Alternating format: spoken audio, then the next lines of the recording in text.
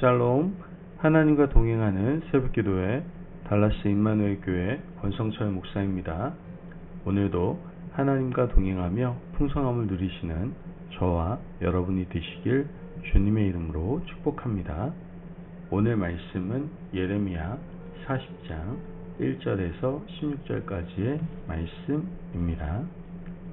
사령관 느부사라단이 예루살렘과 유다의 포로를 바벨론으로 옮기는 중에 예레미야도 잡혀 사슬로 결박되어 가다가 라마에서 풀려낸 후에 말씀이 여호와께로부터 예레미야에게 임하니라.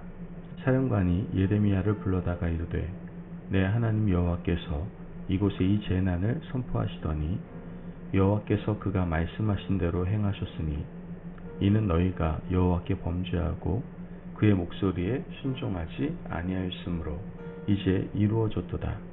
이 일이 너희에게 임한 것이니라. 보라, 내가 오늘 내 손에 사슬을 풀어 너를 풀어주노니 만일 내가 나와 함께 바벨론으로 가는 것을 좋게 여기거든 가자, 내가 너를 선대하리라. 만일 나와 함께 바벨론으로 가는 것을 좋지 않게 여기거든 그만두라. 보라, 온 땅이 내 앞에 있나니 내가 좋게 여기는 대로 옳게 여기는 곳으로 갈지니라 하니라. 예레미야가 아직 돌이키기 전에 그가 다시 이르되 너는 바벨론의 왕이 유다 성읍들을 맞도록 세운 사반의 손자 아히감의 아들 그다랴에게로 돌아가서 그와 함께 백성 가운데 살거나 내가 옳게 여기는 곳으로 가거나 할지니라 하고 그 사령관이 그에게 양식과 선물을 주어 보내매 예레미야가 미스바로 가서 아히감의 아들 그다랴에게로 나아가서 그 땅에 남아있는 백성 가운데에서 그와 함께 사니라.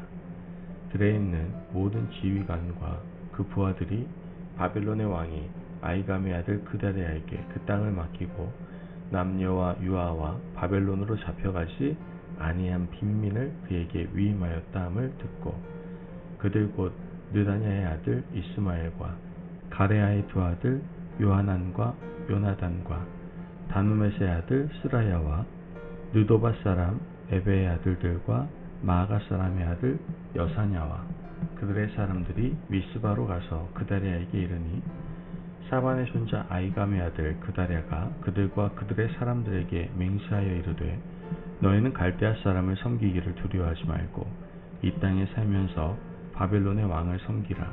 그리하면 너희에게 유익하리라.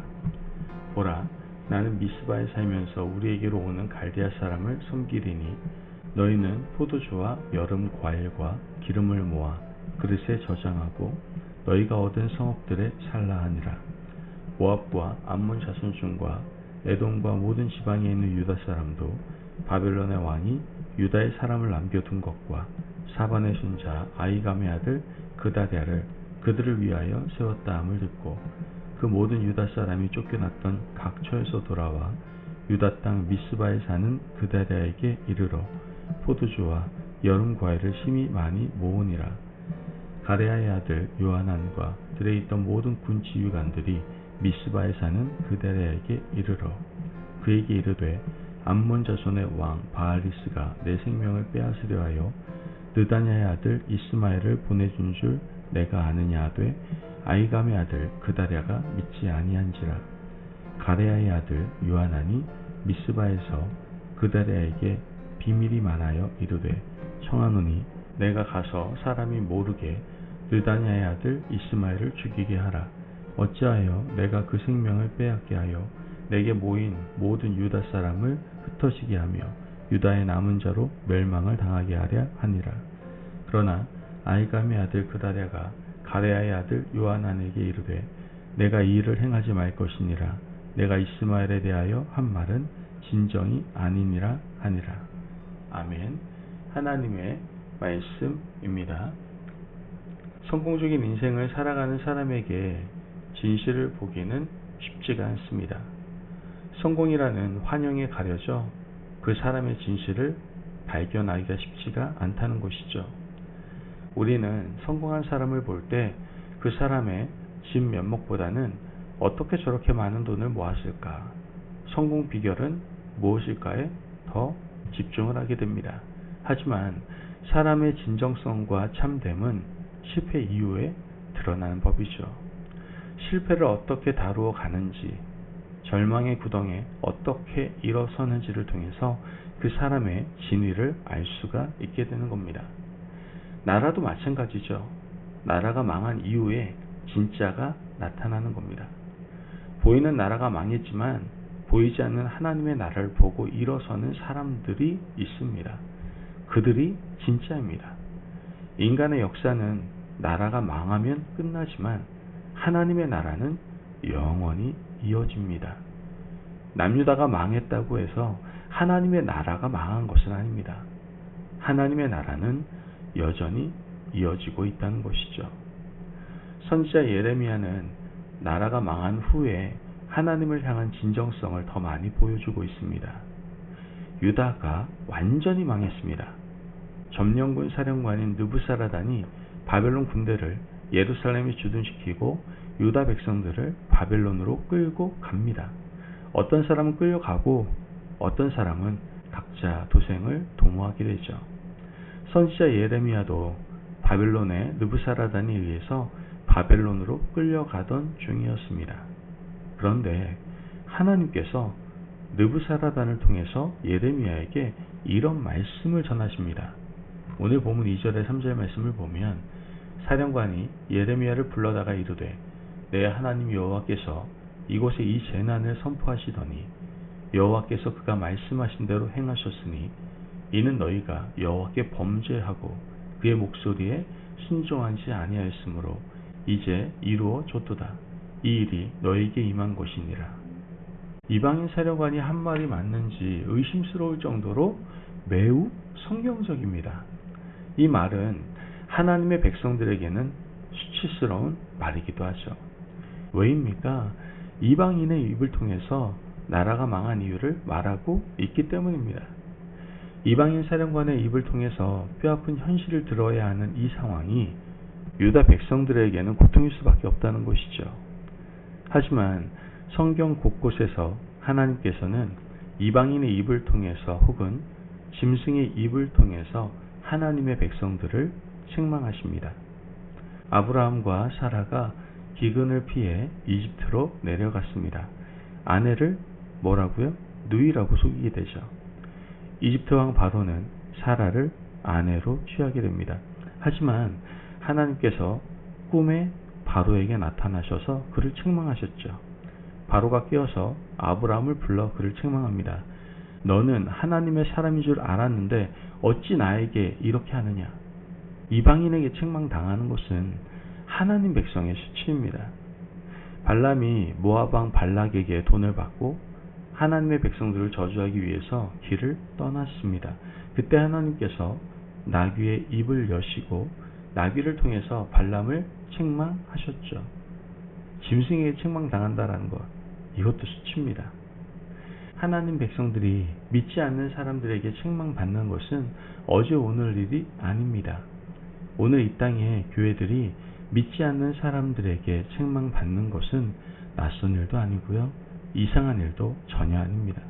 문제는 우리가 하나님 앞에서 어떻게 살아가느냐 하는 것입니다. 언론을 탓할 일도 아니고 하나님의 교회를 책망하는 사람들의 입을 탓할 일도 아니다라는 것이죠. 남유다 백성들을 책망한 후에 느부사라단은 예레미야에게 선택하라고 말을 합니다. 4절 말씀을 보면 보라 내가 오늘 내 손에 사슬을 풀어 너를 풀어주노니 만일 내가 나와 함께 바벨론으로 가는 것을 좋게 여기거든 가자 내가 너를 선대하리라. 만일 나와 함께 바벨론으로 가는 것을 좋지 않게 여기거든 그만두라. 보라 온 땅이 내 앞에 있나니 내가 좋게 여기는 대로 옳게 여기는 곳으로 갈지니라 하니라. 바벨론으로 가도 좋고 여기 남아도 좋고 외국으로 가도 좋다라고 말합니다. 선택권을 예레미야에게 준 것입니다. 이러한 선택 속에서 예레미야는 바벨론으로 가는 것보다 이 땅에 남기를 원했습니다. 느부사라단이 예레미야에게 많은 선물을 주며 갈 곳을 정하라고 말을 합니다. 5절 말씀을 보면 예레미야가 아직 돌이키기 전에 그가 다시 이르되 너는 바벨론의 왕이 유다 성읍들을 맞도록 세운 사반의 손자 아이감의 아들 그대라에게로 돌아가서 그와 함께 백성 가운데 살거나 내가 옳게 여기는 곳으로 가거나 할지니라 하고 그 사령관이 그에게 양식과 선물을 주어 보내매. 예레미야는 바벨론으로 가면 왕에게 선대받고 편안한 여생을 살 수 있었을지도 모릅니다. 왜냐하면 그는 일관되게 하나님께서 바벨론을 통해서 유다를 멸하실 것을 선포했던 선지자였기 때문입니다. 바벨론 왕은 그를 얼마나 귀하게 여기겠습니까? 그에게 바벨론 행은 보장된 길이나 다름이 없었습니다. 하지만 예레미야는 자신의 마지막 삶을 바벨론에서 보내기를 원치 않았습니다. 그에게는 하나님 나라에 대한 기대가 있었기 때문입니다. 6절 말씀을 보면 예레미야가 미스바로 가서 아이감의 아들 그다랴에게로 나아가서 그 땅에 남아있는 백성 가운데서 그와 함께 사니라. 예레미야는 미스바로 갔습니다. 미스바는 그 옛날 성전이 세워지기 전에 사무엘과 함께 했던 이스라엘 백성들의 영적 부흥의 자리였습니다. 예레미야는 나라가 무너진 것보다 이 나라 백성들의 믿음이 무너진 것이 더 문제라고 본 겁니다. 그는 미스바에 가서 영적 부흥을 도모하기를 꿈꿨습니다. 그래서 열정을 가지고 다시 미스바로 갔던 겁니다. 사무엘 시대에 미스바가 얼마나 대단한 곳이었는지 사무엘상 7장 5절에서 6절 말씀을 보면 사무엘이 이르되 온 이스라엘은 미스바로 모이라. 내가 너희를 위하여 여호와께 기도하리라 하매 그들이 미스바에 모여 물을 길어 여호와 앞에 붓고 그날 종일 금식하고 거기에서 이르되 우리가 여호와께 범죄하였나이다 하니라. 사무엘이 미스바에서 이스라엘 자손을 다스리니라. 예레미야는 미스바로 가면서 이러한 영적 부흥을 꿈꾸었습니다. 즉 나라가 망한 후에 미스바에서 회개하고 새롭게 세울 나라의 미래를 꿈꿨던 것이죠. 여러분, 사람의 진가는 어려울 때 드러나는 법입니다. 그 나라의 진가는 나라가 망한 후에 드러난다는 것이죠.